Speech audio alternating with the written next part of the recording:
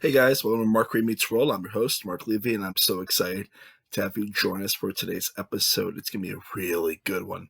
Trust me, I've seen it already because it's partially pre-recorded. I had my first guest ever, Rachel Nielsen. We're going to be talking about today, episode 4 of season 1, Corey's Alternative Friends. So, if you like the show, please, first off, subscribe, rate us, all that stuff. It all helps. The turnout's been amazing. I expect to have a bigger bump after this episode because it's a good one. And, watch the episode first, of course. If you haven't watched it yet, please watch it. So, watch it now. Great. I hope you enjoyed it. So, you know what? Let's just hop right in. Enjoy.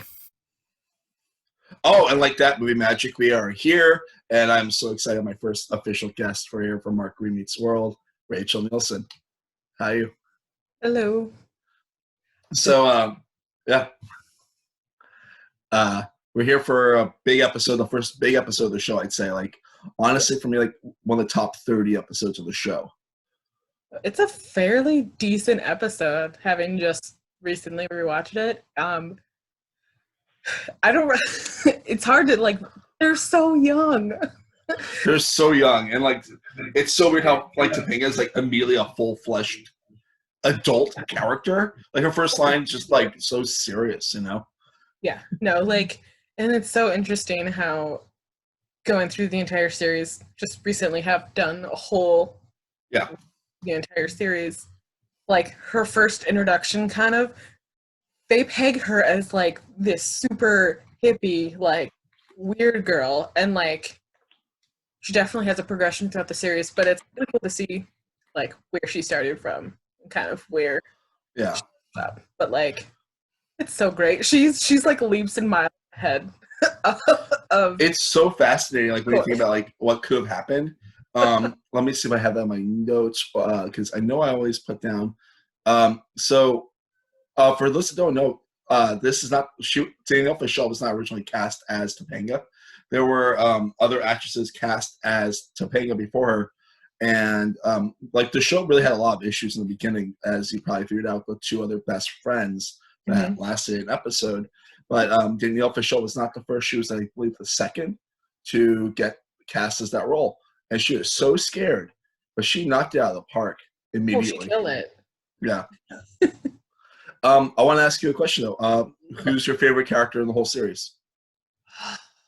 And let's not talk about the future episodes. It's just, right. Not as an adult rewatching, just as a person. I'm not gonna lie, I really like Eric Matthews. Yeah.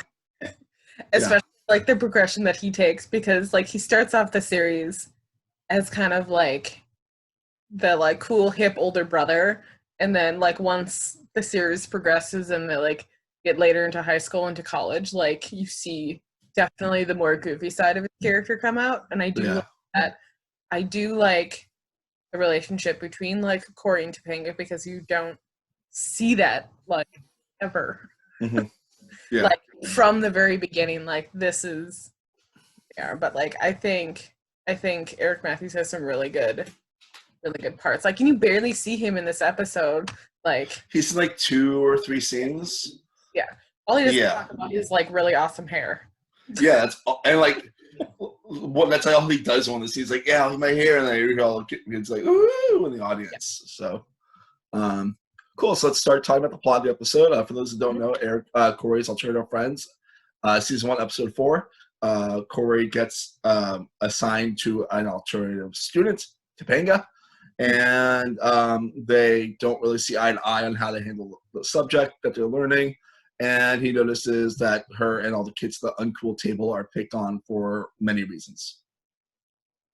Yeah, no, for sure. I think it's interesting because he literally goes up to Feeney and he's literally anybody else. And he's and you can kind of tell that Feeney's kind of matchmaking here a little bit.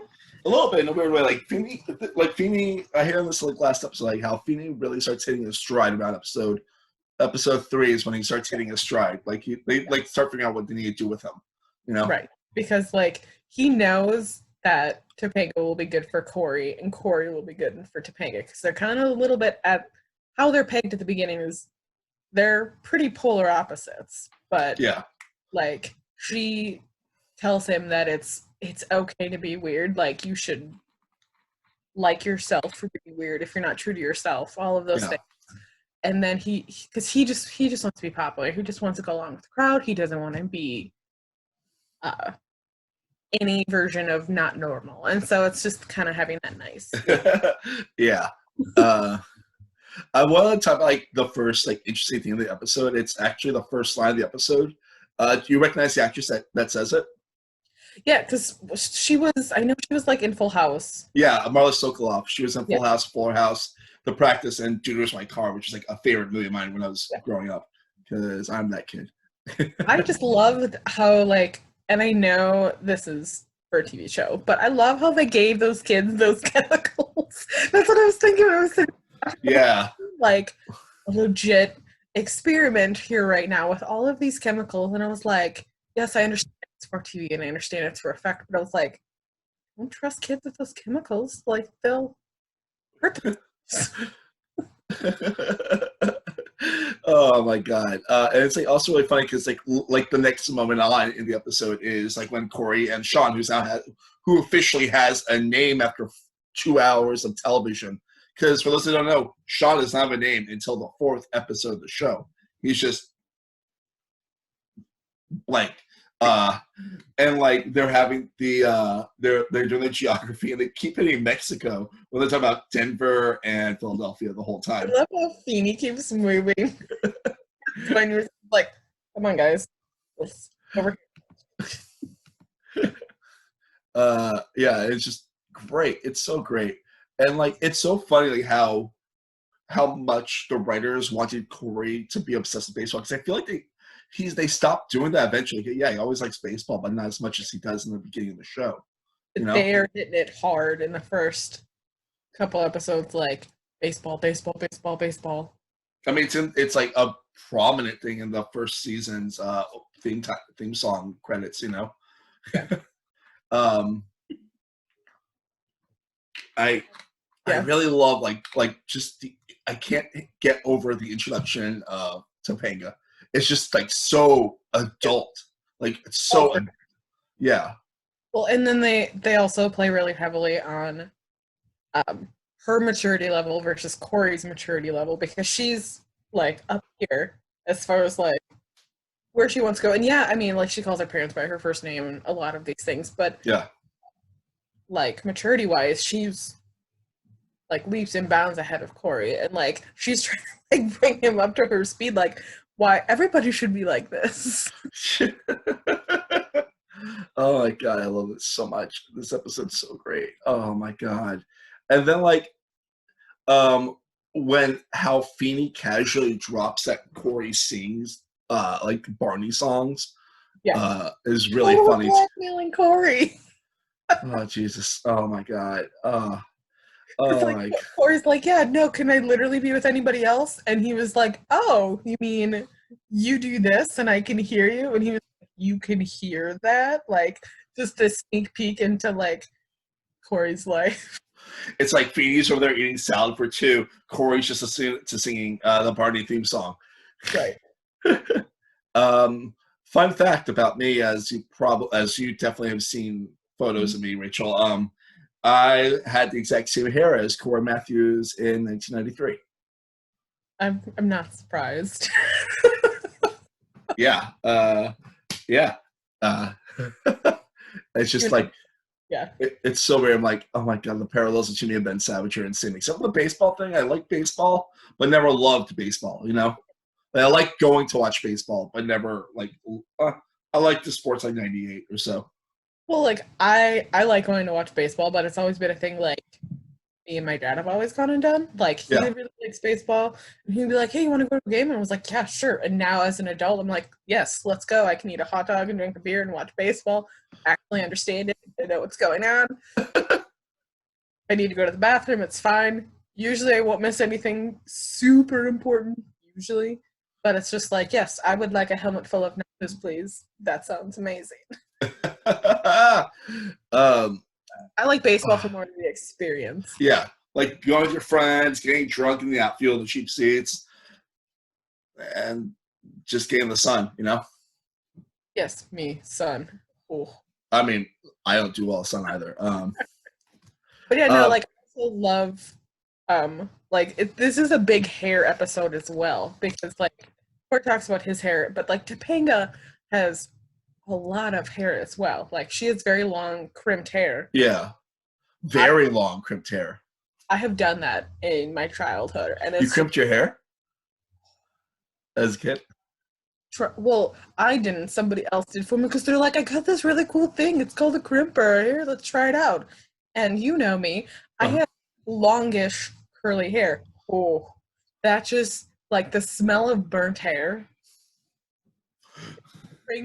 So many like sense memories happen when I smell burnt hair, because it's just like as a kid, like your friends are just sitting there like crimping your hair, and then you look like Topanga's hair, like a Christmas tree. My hair was not as long as Topanga's hair, but it was like this length, so it was just like. So I got some fond memories from that one. Oh my god, yeah, no, like I'll talk about my hair story in a bit. I'm not gonna do that right this present moment because it comes up later in the episode. I do want to talk about like how the show perpetuates the rumor that all librarians are old. Like I know all yeah. I've met young librarians that don't work at schools, but like are all school librarians old?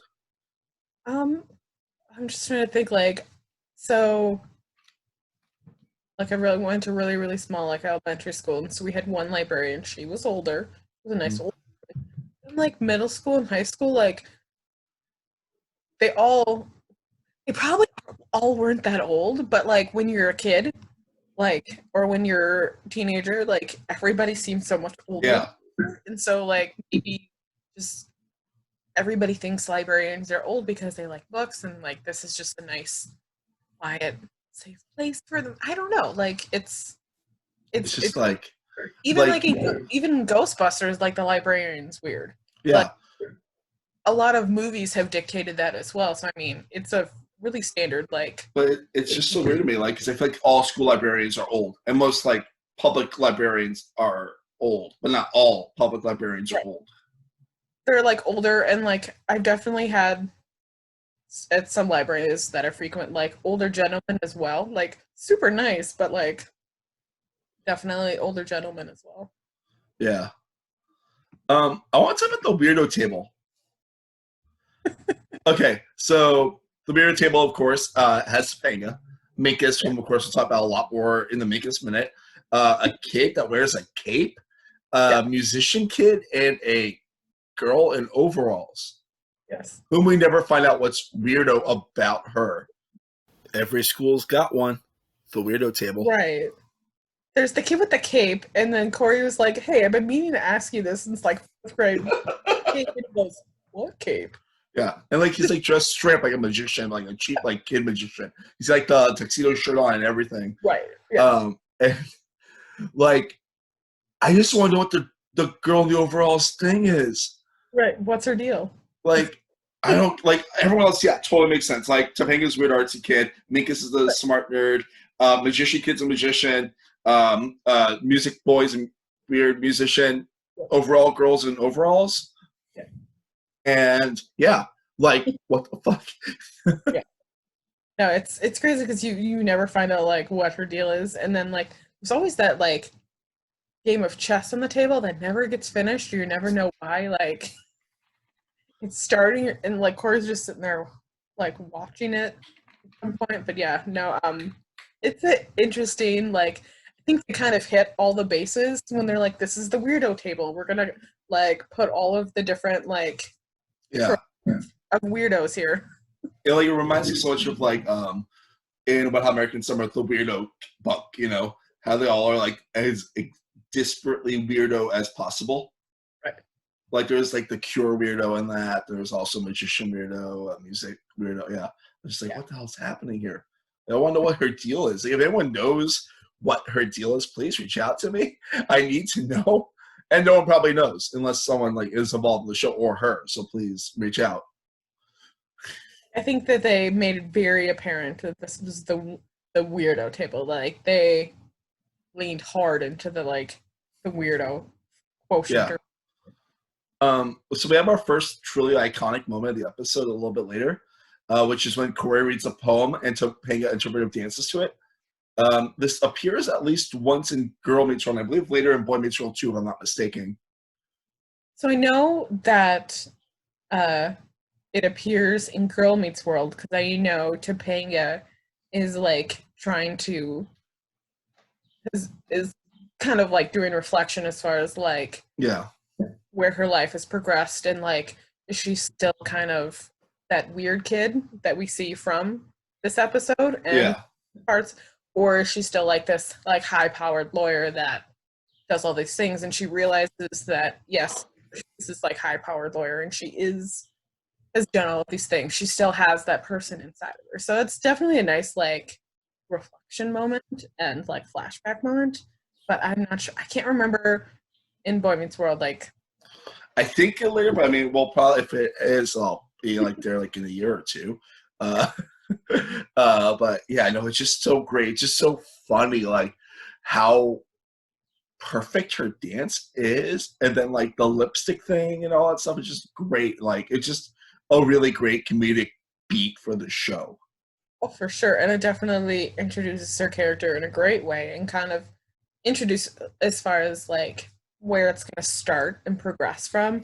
And Cory definitely was like, so we can totally do that in school, but you're going to beat me over the head with a baseball bat because I don't want to be awake for this. Like he's so worried about what other people think of him. That it's just so great. Like that whole sequence is just so good. Like that scene is just like that scene between Cory and Topanga is just so rich and meaty, and like you just get so much out of them. Like they start to understand each other. It's just really well written. And then like one of my favorite early moments of the whole episode, like the whole series, like the whole like beginning part of the series, is when Sean comes in with the straightening tool. The hair relaxer, yeah. And like he just freaks out when he sees Topanga just covered in lipstick. And it's one of my favorite. It's actually one of the better Ryder Strong moments. Fun fact for listeners: I'm not sure if I'm the biggest Ryder Strong fan. We'll find that out later. Not today, but like future episodes. But it's just like he handles that moment so well. I love like he walks in and she's standing and he goes, "Use a mirror." like you totally missed the boat on what was happening here, dude. Oh man. Just like totally over his head. He's like, "We got something more important. Like you need to go." Okay, so we're going to talk about my hair story back in 9th grade. Back in the year of 2000, I thought I was going to be really cool if I bleached my hair. And I bleached my hair. I bleached the tips of my hair for like 2 weeks because it looked that bad. Nice little Jewish curly fro, all bleached on top, kind of like a bad Justin Timberlake, with puka shells on too, because that's what I did. You know, you got a rock look. Yeah, but like, I remember like when I saw like Cory like getting his hair like relaxed, like I was like, oh my god, I remember that pain. Because like, does it? You I know you do stuff with coloring your hair. Does that all hurt? Well, it depends on what you do and what ingredients are involved. Because like, fun fact, when so I've had curly hair the majority of my life, and all my friends had straight hair. So as a teenager, I felt very much like Cory and I wanted to fit in, so I would straighten my hair a lot. It took forever, but like I would straighten my hair, and then at one time I actually relaxed my hair. I used like similar ingredients to relax my hair, but like it smells awful. It smells like chemicals. I think what they were trying to use in the show was like they were trying to over exaggerate it a little bit, just because when you use stuff like bleach or anything that has that type of smell, like it's very, very strong. And I think they were trying to like over exaggerate the fact that like he had all of this on his head, and like you never should have it on for 45 minutes. That's a fact. You should never have it on for 45 minutes, especially if there's chemicals like that. I mean, bleach or what have you, but like hair dye and relaxer definitely has a very distinct smell of chemicals. So it's just, it was interesting. I liked how they handled it because like And I didn't know Sean had a sister. It's the only time she's ever mentioned, I believe. So in the IMDb trivia for this episode, so his sister's name in 2013, Sean had a sister named Stacy who is never mentioned after this episode. Mm-hmm. And another young actor playing Cory and Sean's friend who would have had Stacy's as an older sister was fired just prior to filming. So Strong had got the line. So that's what happened. So it's the only time she's ever mentioned the whole episode. Because that's why I was like, wait, does Sean have a sister? Like, do I? Yeah. And also, another weird fact is that Topanga's mom's name changes mid-episode. This was Chloe. Chloe, and then the more common version, Rhiannon, which I've heard a million times in the show. Right. Yeah. But like, I love that, like, Sean gets on the phone with his sister, and she was like, no, you're not supposed to leave it on for 45 minutes, and also you're supposed to read the directions. And that makes total sense because they were rushing into this so quickly to get this done. I was like, why not read the directions? Like, oh my God. It's just air products and chemicals, like. And then, like, one of my favorite, like, weird tropes is a good intergalactic scream. Yes. Like, it's just like, oh, and, like, pans out. You see Serengeti and then, like, space and all that stuff. It's just great. Can we talk about the awful wigs? I mean, we are totally talking about them. Yeah, like, some of them just don't make sense. Like, the first ones, like, just the straight, like, just the, like, weird, like, Ringo Starr 70s straight wig is just weird. And the one with like the duck bill. It's like, what the hell? That doesn't make sense. Like, how does your hair go to a duck bill?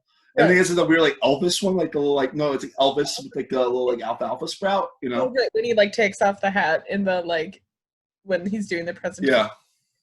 Oh my God, it's so great. Like, I'm just like, kudos to like hair and makeup people. Like, I know like those were made for that show, but it's so funny. Yeah. Like, I also, like, we're going to get there later, but, like, my favorite wig is the last wig, personally, but we're going to get there in a moment. But, like, I think the reason why Feeney's considered an asshole is because sixth graders have destroyed him.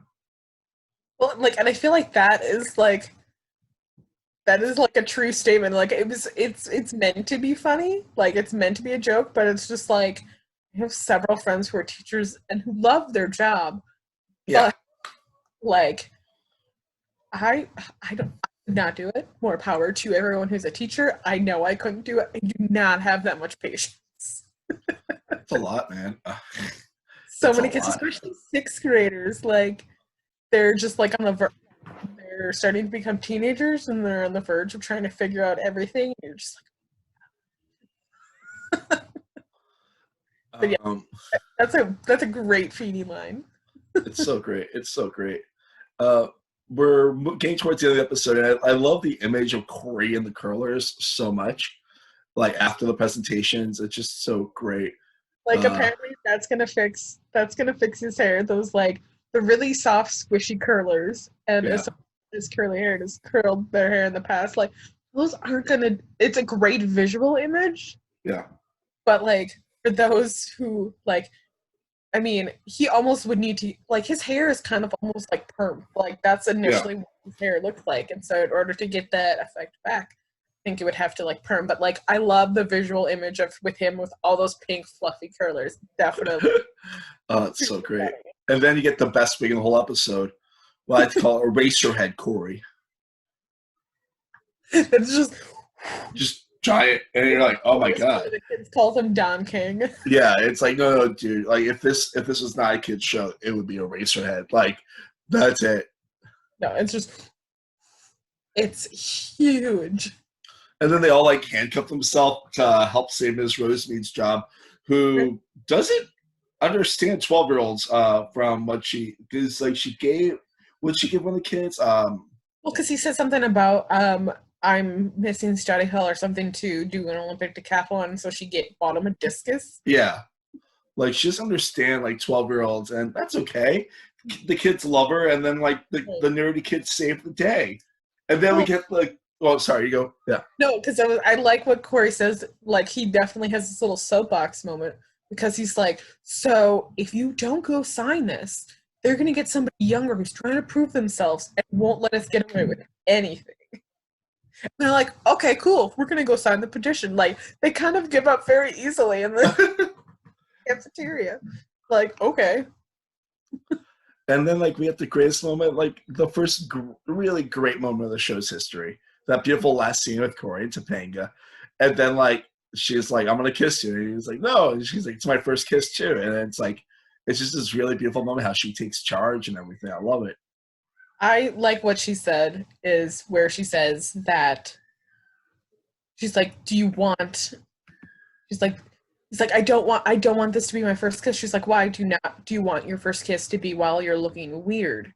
Like, he wants to have this, like, picture perfect, like, situation perfect first kiss, but she was like, nope, I'm kissing you because I like you, and I think, like, it was just such a cute moment, and you're just like, you see that start of their relationship. Like, that's where that starts. And, like, she made up her mind. She's like, nope, I'm gonna kiss you, and you're handcuffed to a locker. You can't go anywhere. Sorry. That,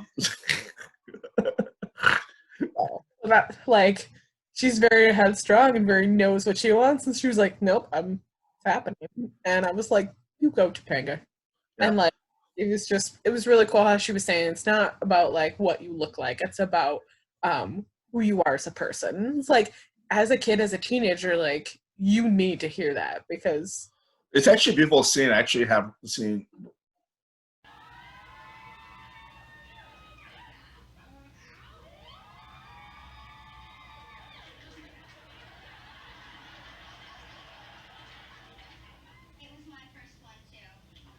Yeah.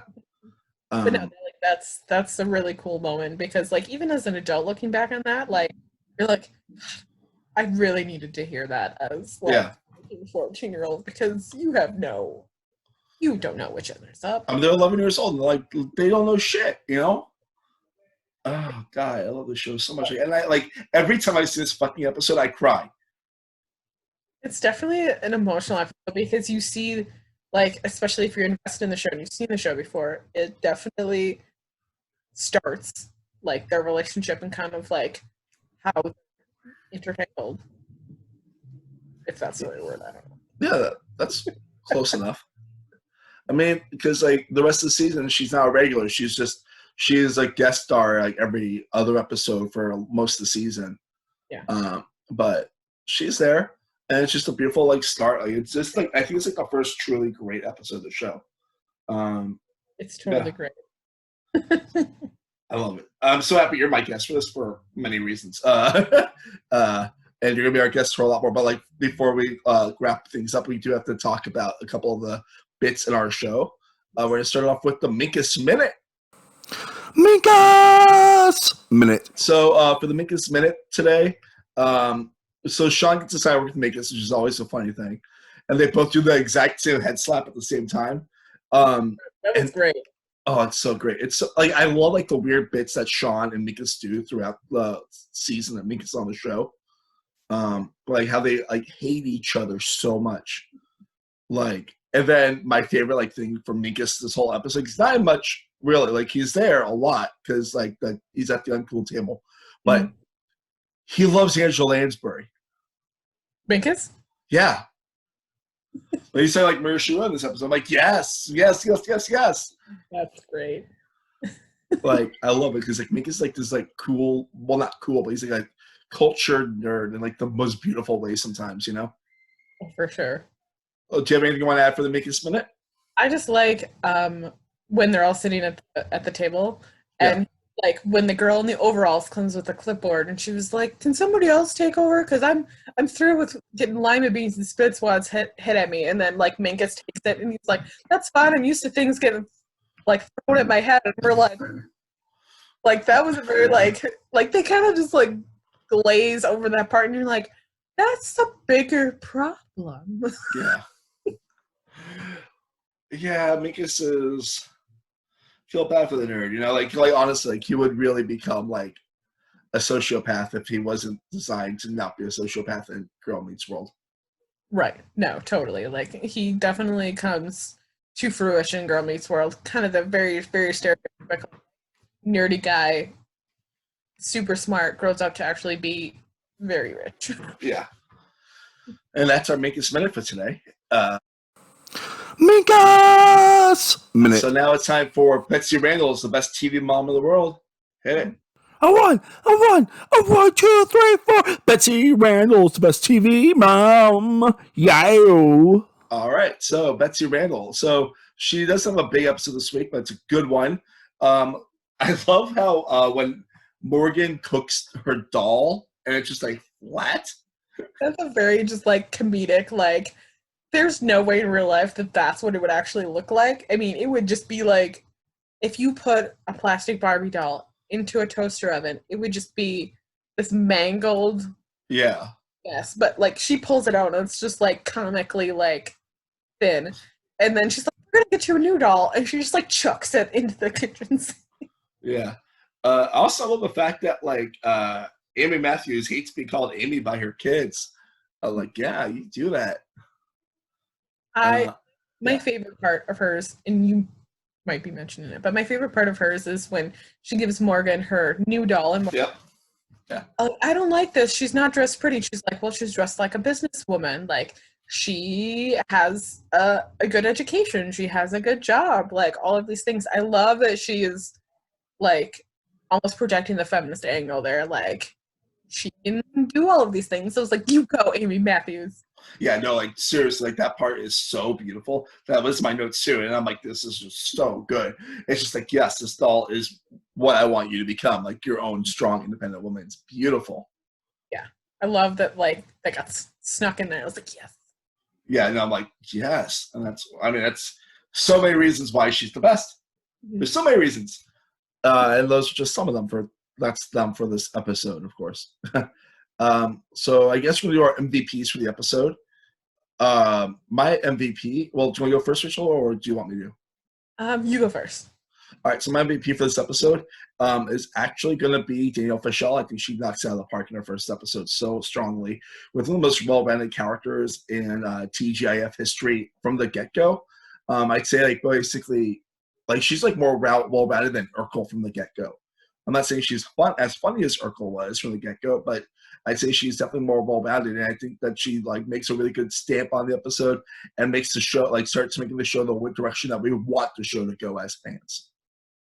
Yeah, definitely. Like, I love how being official is my MVP of the episode as well. I also really like how the writers introduced her as a character. She wasn't this like ditzy bimbo blonde dumb character where sometimes that happens in a show, as far as like if this is the main vehicle for Cory, then they don't have something to match Cory. And so I like how they gave her this introduction, because yes, she may be weird, but she's also very smart, and like you see throughout the entire series, she is a huge overachiever, very smart, very like driven. And so I like her character arc because it definitely balances out Cory, because like Cory and Sean always have their antics, but like she is a really good influence on Cory, and I like where it goes. Yeah, it's just really smart. And like the fact that she was written as like a one-off at first is so fat, because like she doesn't appear in the next episode. I think she appears in episode 6, if I'm not mistaken. But the fact that like it's like, okay, cool, and it's like that was it. But like she's not it. Like, well, she's it, but like that's not it for her. Right. Cool. Let me think. So for me, rewatching this episode, I do remember a lot of this episode. Well, the important stuff, like the kiss, the dance. Oddly enough, Marla Sokolov. She's on the show for 30 seconds, but like I was a really big fan of Full House also. And also Do This My Car. So whenever the show ended up on syndication, I always remembered that stuff. What about you, Rachel? Was there things that you remembered from this watch versus when you watched it? I really like the button at the end where like Topanga says, hey, you can sit at our table. He's like, actually, I'm going to sit with the guys for right now. And like, so he kind of goes back to his normal everyday life, because he has his like, his curly hair back. So he's kind of going to go back to business as normal. But then like he turns around and there's Topanga, and she pulls out the red baseball cap and like puts it on her head, because he says it means a lot to him. And so it's like that foreshadowing where like she's making an effort to like do stuff that means something to him. So it was a nice little button at the end of the episode. Yeah. I mean, when you're in the beginnings of a relationship or a relationship, it's important to do things that matter. Let's all right, so is there anything you want to plug, like Twitter or Instagram or anything like that, or TikTok? You do great TikToks. Not at the moment because of quarantine. Valid. But yeah, no, this has been awesome, definitely. Since I've just done a recent rewatch of the entire series, it's nice to kind of talk about it in just one episode specifically. I kind of just binge watched a lot of episodes at once. Yeah. Okay, so obviously, thank you for doing the show. If you want to reach out to the show, email markremeetsworld@gmail.com. We're always looking for guests. We're always taking questions. Share us out to your friends. Subscribe. All that great stuff. And we'll see you guys next time. Bye.